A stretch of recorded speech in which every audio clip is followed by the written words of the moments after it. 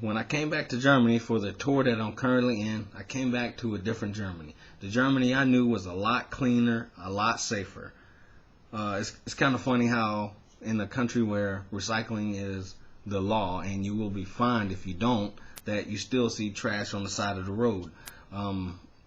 I do my part. I make sure I recycle, separate my trash as much as possible, but that's still not enough to save the whole earth. So I would talk about different ways we can get started, and then I will talk about long-term effects of not recycling and recycling facts. I think first I will list some ways we can start by doing our part. I think it's important that we first familiarize ourselves with different places in our community where we can find recycling centers and see how they work. Currently, it's not the law in all countries to recycle, so these places may not exist for some. It still does not give us the excuse. There are always places to recycle. The internet will also help you find these places. Then we must educate ourselves and others around us on proper recycling techniques, and most importantly, what is actually recyclable. Once the education is there, then we start to take action and go for it. You will notice that the more you recycle, the less waste you generate in the end.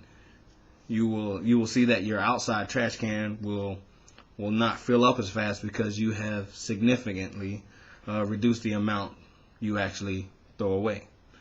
Most people may even have the authority or the voice in the community to get recycling centers built in certain places, and I urge them to do so. So once we start, we must know why we recycle and the effects if we do not. Just think about what we would do if we just generate waste after waste and never use anything again. With as much as we generate daily, we would run out of room to even put trash. So what we used to consume would actually consume us. I found a website that shows a trash vortex out in the ocean. It's greenpeace.org.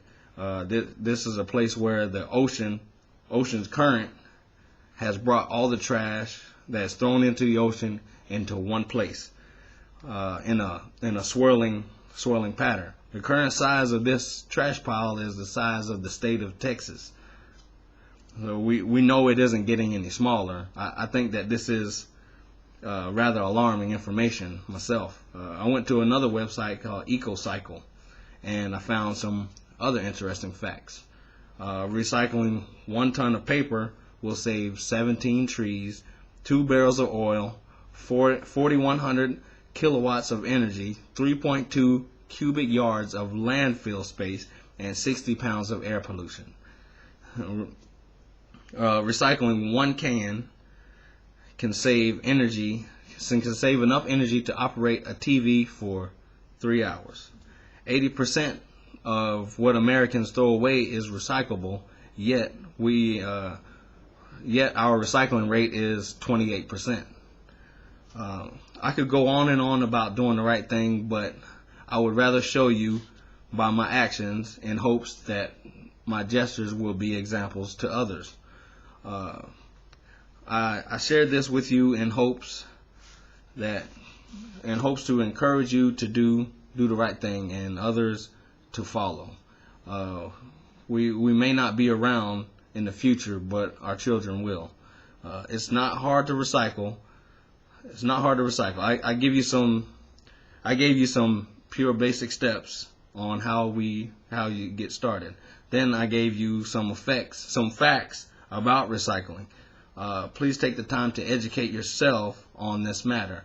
In closing, I would say we spend more time worrying about this, worrying about that, but if we're not worrying about recycling, then we may not even be around to worry about much else.